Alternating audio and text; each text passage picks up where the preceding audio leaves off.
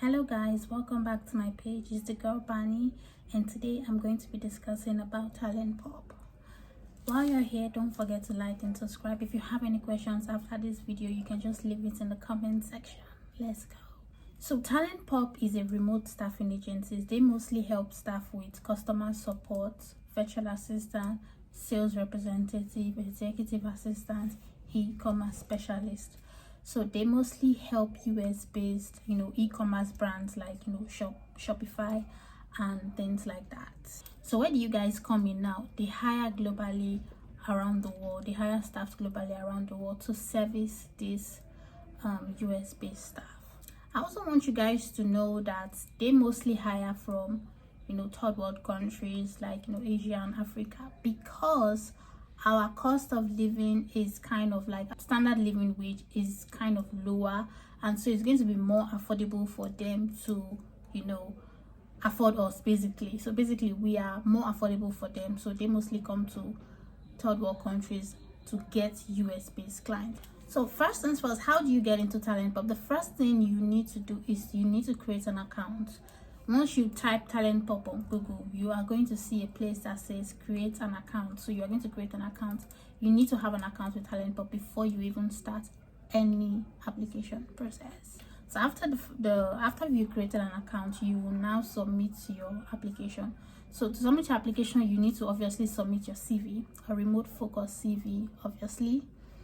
That you need to put your work experiences, your country, your contact details, equipment, internet information, and availability. Before you continue, here are the things that you need to know. Your CV should be ATS friendly focused remote CV. A friendly remote focused CV that shows that you can work remotely and that shows that you know what you're doing, because this your CV is what is going to help you. Let me give you an example now. Let's say you are going to apply for a commercial modeling gig, and the gig is about for a toothpaste company, and you submit a picture that you have yellow teeth. Would they pick you? No. So this CV is going to be very important, because it's going to be very important in your matching process. How quickly you get matched can be linked down to your CV and your profile as a whole, but your CV is also important. You should also have a professional link. Like I always say, LinkedIn is like professional version of Facebook and Instagram. When you meet somebody in real life and they tell you their names, the first thing you're always going to do is to go and check them on Instagram or LinkedIn, so you can just basically get answers that you don't want to ask them face to face. You want to see about their lifestyle, probably where they work or things like that, or how they behave normally, and you don't want to ask from them because you don't want them to lie or you don't want it to be awkward. You go to their social media to go and find this information. That is how your LinkedIn is to them. So make sure your LinkedIn is updated. A good laptop. If you do not have a good laptop and good internet connection, just don't worry, don't bother responding. Just off this video from here and go home, because you usually go through a review. They go through your laptop, they check your laptop. Your laptop must be at least 8 gig RAM and good internet session. So they always have a live speed test of your internet session. So do you also have to snap, like you have to prove that you have those things.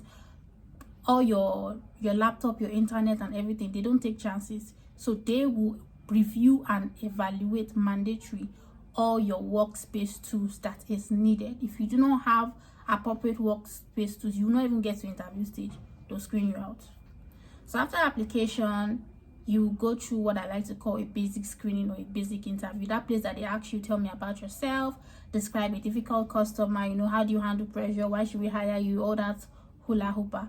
So that is the stage you go after a successful application has been submitted.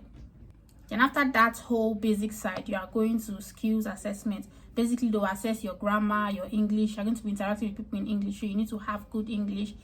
How you respond to emails, your customer support, your customer empathy, and all these things. They are very strict. They only pick the highest rated people from A- and above. So if you get a B, sorry to you. Then we also have the final interview. After you've gone through all this stage, you go to the final interview where they ask you, you expect questions around customer service scenarios, conflict resolutions, working with difficult customers. Sometimes you even do role play, remote work readiness. They'll ask you questions regarding that.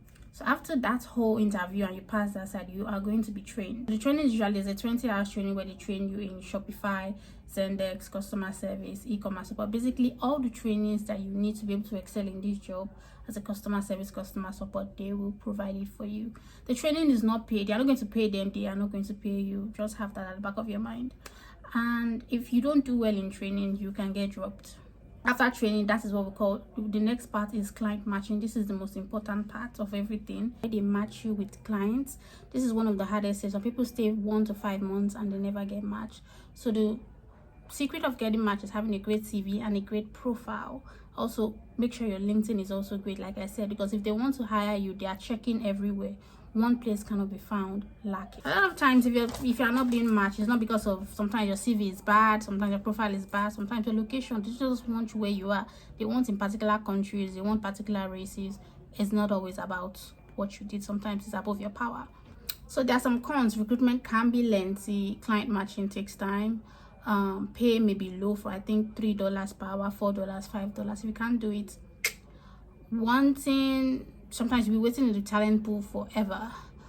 It's very highly competitive, so you always have to be on your A game. So basically, for my personal advice, I always just say use this to gain experience, US based experience. People want